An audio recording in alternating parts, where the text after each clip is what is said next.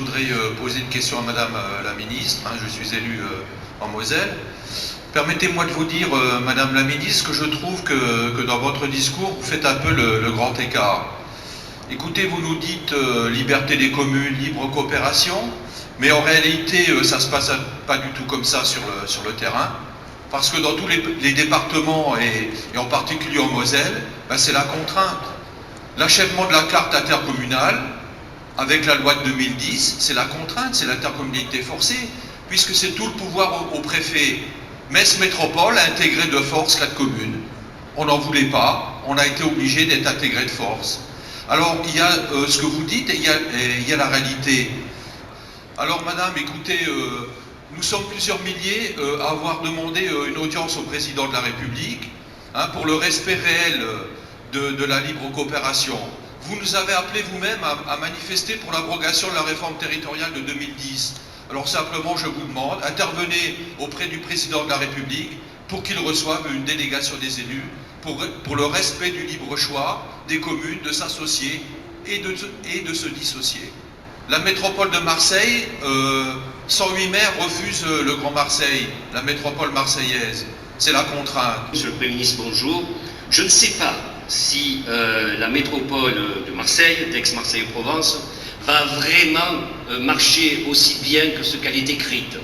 Dans tous les cas, nous nous sommes rendus compte, depuis hier en tout cas, qu'on nous parle volontiers de volontariat, on nous parle volontiers d'association des maires au cœur du dispositif.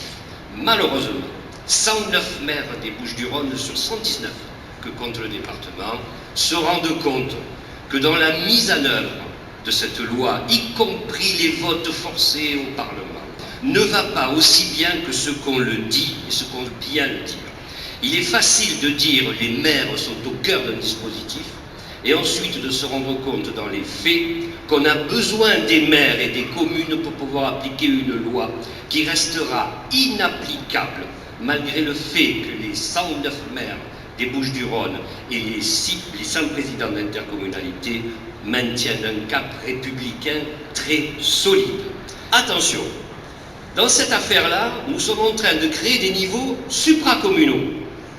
Qu'on le dise ou qu'on ne le dise pas, si le gouvernement n'entend pas que nos populations ne veulent pas voir de PLU décidé à Marseille et qui concerne nos communes, si le gouvernement n'entend pas qu'au niveau des ressources financières, au niveau de la fiscalité, nos populations ne pourront pas supporter des augmentations de fiscalité, les maires ne marcheront jamais à ce pas de course imposé.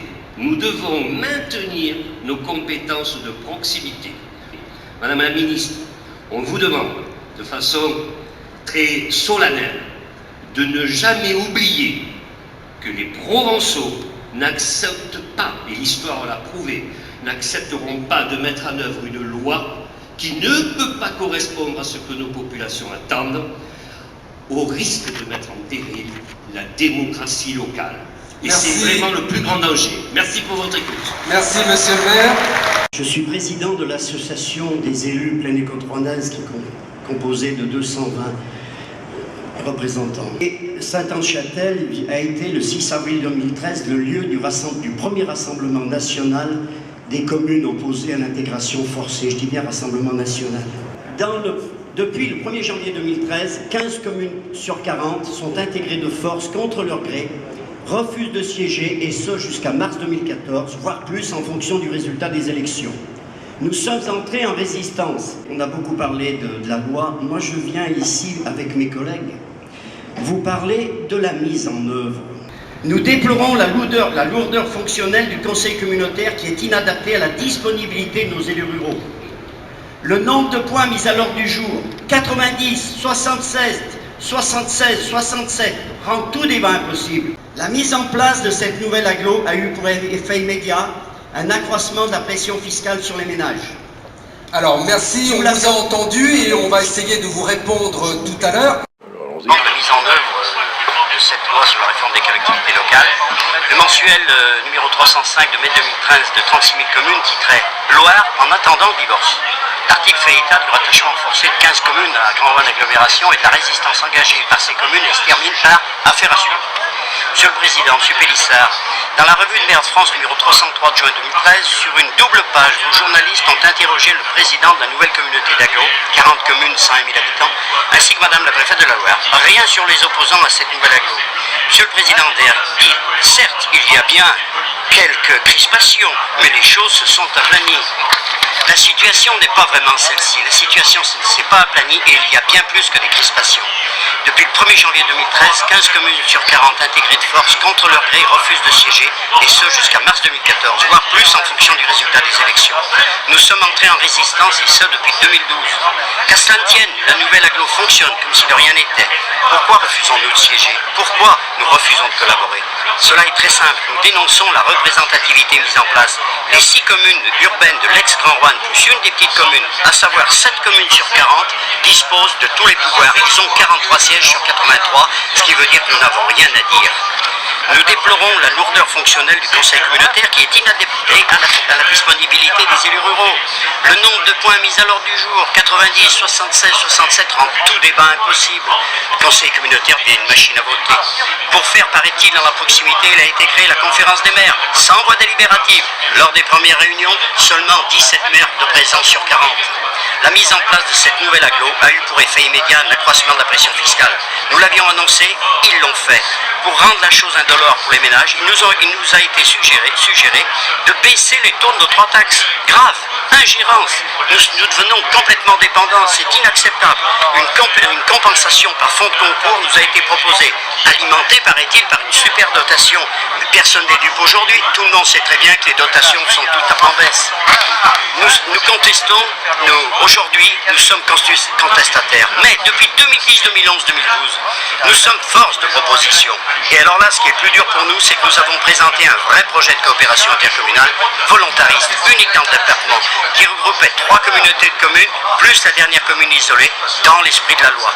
Ce projet n'a jamais été pris en compte par le préfet. La coalition entre le corps préfectoral et les élus urbains du département ont eu raison de notre démarche volontariste. L'intercommunalité doit rester un outil au service des communes et non pas une superstructure. Plus de compétences, prise égale plus de DGF. Voilà la seule raison, elle est financière. La consultation des communes a donné 20 pour, 20 contre. Vous vous rendez compte? Résultat trop serré pour construire quelque chose. Notre destin a tenu à 2 mots, au moins. Effectivement, pour que le projet du préfet passe, il fallait qu'il ait au moins 50% des communes. Alors là, évidemment, j'ai envie de vous parler de la loi, cette loi qui a donné un pouvoir énorme au préfet, qui a mis en place ce que l'on appelle la majorité qualifiée. Alors on nous dit, certes, vous êtes 20 communes, mais vous ne représentez que 17,8% des habitants. À cela, je rétorque, nous administrons, nous entretenons, nous gérons, nous animons 80% du territoire. Hein. Nos malheurs viennent avant tout de la loi, vous l'avez bien compris. Vous l'avez bien compris. Messieurs les parlementaires élus de gauche, messieurs les parlementaires et élus de droite, pardon, vous savez pourquoi avez-vous voté cette loi en 2010? Pourquoi? Certes, il fallait faire une loi, mais pourquoi avoir donné autant de pouvoir au préfet? C'était un retour en arrière énorme sur les lois de décentralisation de faire. Messieurs les parlementaires et élus de gauche, pourquoi avez-vous voté contre cette loi en 2010? Pourquoi aujourd'hui vous l'appliquez et avec celle dans le département? Dans cette affaire, vous voyez, je renvoie dos à dos, gauche et droite. Avec mes collègues, nous sommes révoltés en désespérance, mais toujours déterminés. Nous avons un dossier au tribunal administratif. En février 2013, nous avons démissionné 172 élus, 14 maires, 46 adjoints, 112 conseillers municipaux. Je remercie ici tous ceux qui nous ont soutenus. En mars 2013, avec une profession de foi claire, est-ce que vous nous soutenez dans notre combat? La réponse a été sans appel, 63% de participation à un an d'échéance, et nous avons tous été réélus avec 95% des suffrages. Bien évidemment, bien évidemment. Alors, pour prévoir la coopération intercommunale, pour la mettre en œuvre, certes, il faut des lois et des élus qui l'appliquent, mais avant tout, ce qu'il manque aujourd'hui, dans ce grand dossier de l'intercommunalité, c'est du respect entre les personnes. C'est de la raison. On a perdu la raison aujourd'hui. Et puis surtout, si au niveau parisien, ils pouvaient travailler comme nous on travaille dans nos communes, avec avant tout le bon sens, mais je crois qu'on avancerait. Avec mes collègues, nous ne sommes pas venus ici pour trouver une réponse à nos malheurs, mais pour expliquer notre souffrance. Que faire pour espérer inverser les choses? Nous espérons toujours en notre projet. Attention, si on n'y prend pas garde, nos communes rurales vont devenir des coquilles vides. Monsieur Attali, hier, a dit, il nous invite à nous dresser contre le Conseil général. Très sincèrement, j'avais l'impression d'être sur une autre planète. Quand je vois ce que nous apporte le Conseil général, la proximité qu'il y a avec les communes, le rôle qu'il joue en matière sociale, c'est environ 65% de son budget. Mais comment une personne comme cela, je veux dire, peut tenir ces propos-là, nous inviter à nous dresser contre le Conseil général, qui est la structure, je veux dire, la plus proche des communes. Vous savez, à 20 ans, lorsque je suivais les cours de promotion sociale, j'ai dû rédiger une dissertation dont le thème était « L'homme est un loup pour l'homme ». Eh bien, j'ai beaucoup souffert pour rédiger cette dissertation. Je peux vous dire qu'aujourd'hui, à 65 ans, j'aurai beaucoup d'éléments pour terminer ma copie.